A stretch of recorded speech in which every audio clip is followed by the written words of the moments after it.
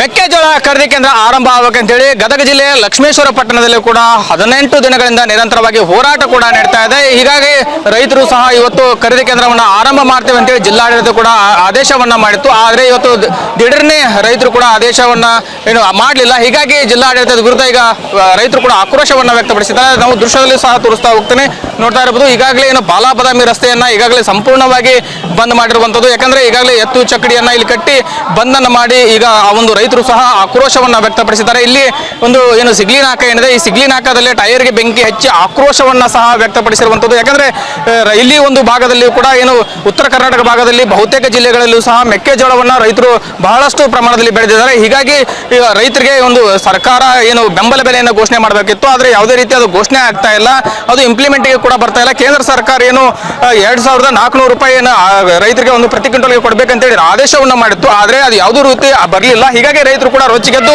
ಈ ಒಂದು ಬಾಲಾಬದಾಮಿ ರಸ್ತೆಯಲ್ಲಿ ಈಗ ಟೈರ್ಗೆ ಬೆಂಕಿ ಹಚ್ಚಿ ಆಕ್ರೋಶವನ್ನು ವ್ಯಕ್ತಪಡಿಸಿದ್ದಾರೆ. ಇನ್ನೂ ಕೂಡ ಇಲ್ಲಿ ನೋಡ್ತಾ ಇರ್ಬೋದು, ರೈತರು ಕೂಡ ಈಗ ರಹಣೆ ಕಾಳಲೆಯನ್ನು ಊದುವ ಮೂಲಕ ಒಂದು ಹೋರಾಟದ ಈಗಾಗಲೇ ನಡೆದಿರುವಂತದ್ದು. ಯಾಕಂದ್ರೆ ಬಾಲಾಬದಾಮಿ ರಸ್ತೆಯನ್ನ ತಡೆದು ಈಗಾಗಲೇ ಹೋರಾಟವನ್ನ ಮಾಡ್ತಾ ಇದ್ದಾರೆ. ಏನೆಲ್ಲ ಅವರು ಬೇಡಿಕೆಗಳು, ಏನೆಲ್ಲ ಸಮಸ್ಯೆ ಆಗ್ತಕ್ಕಂದ್ರೆ ರಾಜ್ಯ ಸರ್ಕಾರ ಇವತ್ತೇನು ಬೆಂಬಲ ಬೆಲೆ ಘೋಷಣೆ ಇವತ್ತು ಕೊಡಲೇಬೇಕಾಗಿತ್ತು, ಆದ್ರೆ ಯಾವುದೇ ರೀತಿ ಬೆಂಬಲ ಬೆಲೆಯನ್ನ ಇವತ್ತು ಘೋಷಣೆ ಮಾಡಿಲ್ಲ. ಜಿಲ್ಲಾಡಳಿತ ಏನು ನಿರ್ಲಕ್ಷ್ಯ ತೋರಿದೆ, ಆ ನಿರ್ಲಕ್ಷ್ಯದಿಂದಾಗಿ ಇವತ್ತು ಆಕ್ರೋಶವನ್ನ ಈಗ ಸರ್ಕಾರದ ವಿರುದ್ಧ ರೈತರು ಕೂಡ ಆಕ್ರೋಶವನ್ನ ವ್ಯಕ್ತಪಡಿಸ್ತಾ ಇದ್ದಾರೆ, ಧಿಕ್ಕಾರವನ್ನ ಕೂಗ್ತಾ ಇದ್ದಾರೆ. ಯಾಕಂದ್ರೆ ಇವತ್ತು ಓಪನ್ ಮಾಡಿ ನಾವು ರೈತರನ್ನ ಖರೀದಿ ಮಾಡ್ತೀವಿ ಗೋವಿಂದರಾವ್ ಅಂತ ಹೇಳಿದ್ರು, ಈಗ ಅವರನ್ನ ಮಾತನಾಡ್ತಾ ಸರ್ ಇವತ್ತು ಬೆಂಬಲ ಬೆಲೆಯಲ್ಲಿ ಇವತ್ತು ಖರೀದಿ ಕೇಂದ್ರ ಆರಂಭ ಮಾಡ್ತೀವಿ ಅಂತ ಕೂಡ ಹೇಳಿದ್ರು, ಆದ್ರೆ ಇವತ್ತು ಭರವಸೆಯನ್ನು ಕೊಟ್ಟಂತ ಜಿಲ್ಲಾಡಳಿತ ಇವತ್ತು ಖರೀದಿ ಮಾಡ್ತಾ ಇಲ್ಲ. ಏನ್ ಹೇಳಕ್ ಇಷ್ಟಪಡ್ತೀರಿ ಅಂತ? ಇದು ಬಹಳ ನಾಚಿಕೆಗೇಡಿತನ. ನಿಜವಾಗ್ಲೂ ನಮಗೆ ನಿನ್ನೇನು ಮಾತಾಡಿದೀವಿ, ಮಾನ್ಯ ಜಿಲ್ಲಾಧಿಕಾರಿಗಳಿಗೆ ಮಾತಾಡಿದೀವಿ. ಮೊನ್ನೆ ರಾತ್ರಿ ಎಲ್ಲ ಇಡೀ ಮಧ್ಯರಾತ್ರಿ ADC AC ಸಾಹೇಬರು ತಹಶೀಲ್ದಾರ್ ಎಲ್ಲ ಸೇರಿ ನೀವು ಯಾವುದೇ ಕಾರಣಕ್ಕೂ ವಿಕೋಪ ಹೋರಾಟವನ್ನು ಮಾಡಬೇಡ್ರಿ, ಉಪವಾಸ ಸತ್ಯಾಗ್ರಹವನ್ನು ಕೈ ಬಿಡ್ರಿ, ರಸ್ತೆ ಮೇಲೆ ಕೂಡಬೇಡ್ರಿ ಅಂತೇಳಿ ಮನವರಿಕೆ ಮಾಡಿ ರಾತ್ರಿ 4 ಗಂಟೆಗೆ ಏನು ನಾವು ಖರೀದಿ ಕೇಂದ್ರವನ್ನು ಪ್ರಾರಂಭ ಮಾಡ್ತೀವಿ, ಇದೇ ವೇದಿಕೆಯಲ್ಲಿ ಉದ್ಘಾಟನೆ ಮಾಡ್ತೀವಿ ಅಂತೇಳಿ ಇವತ್ತು 1ನೇ ತಾರೀಕಿಗೆ ಅಂತ ಹೇಳಿ ನಾವು ಆ ನಿಟ್ಟಿನಲ್ಲಿ ನಿನ್ನೆನೂ ಕೂಡ ಜಿಲ್ಲಾಧಿಕಾರಿಗಳಿಗೆ ಚರ್ಚೆ ಮಾಡಿದ್ವಿ.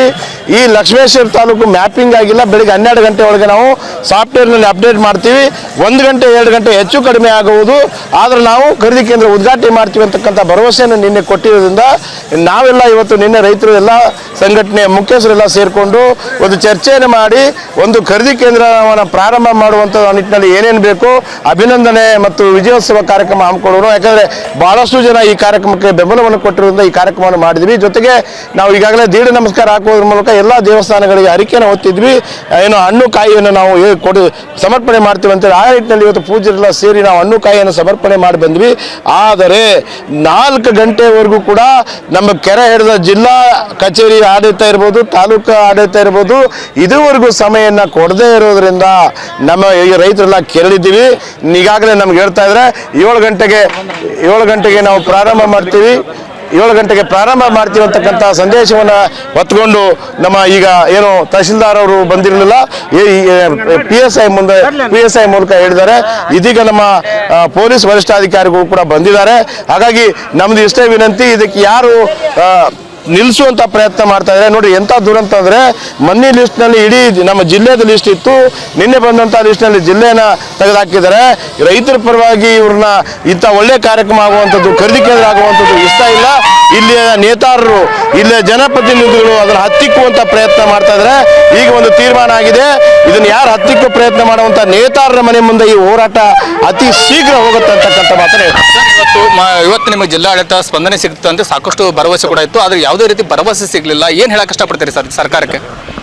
ನಾಚಿಕೆ ಆಗ್ಬೇಕು ಸರ್ಕಾರಕ್ಕೆ ಅಂತ ಹೇಳ್ತಾನೆ. ಯಾಕಂದ್ರೆ ನಾವು ಇವತ್ತು 18 ದಿನಗಳಾತ್ರಿ ನಮ್ಮ ಮನೆಗೆಲ್ಲ ದನ ಎತ್ತು ಎಲ್ಲ ಬಿಟ್ಟು ಬಂದೇವಿ.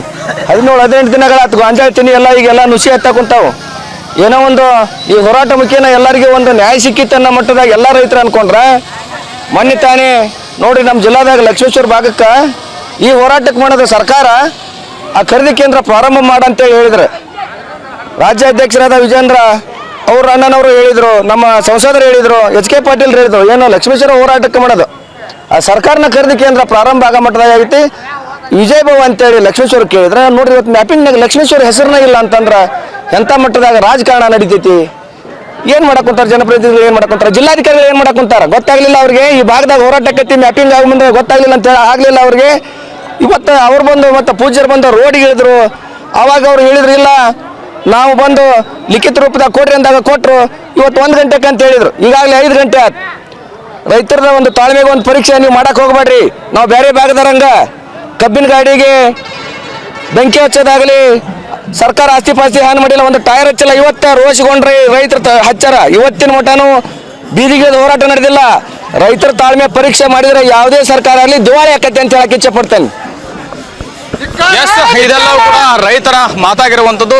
ಯಾಕಂದ್ರೆ ಆದಷ್ಟು ಬೇಗ ಜಿಲ್ಲಾಡಳಿತ ಖರೀದಿ ಕೇಂದ್ರವನ್ನು ಆರಂಭ ಮಾಡ್ಬೇಕಂತೇಳಿ ಒತ್ತಾಯವನ್ನು ಕೂಡ ಮಾಡ್ತಾ ಇದ್ದಾರೆ. ಸಂತೋಷ್ ಕೊಣ್ಣೂರ್, ನ್ಯೂಸ್ 18 ಗದಗ.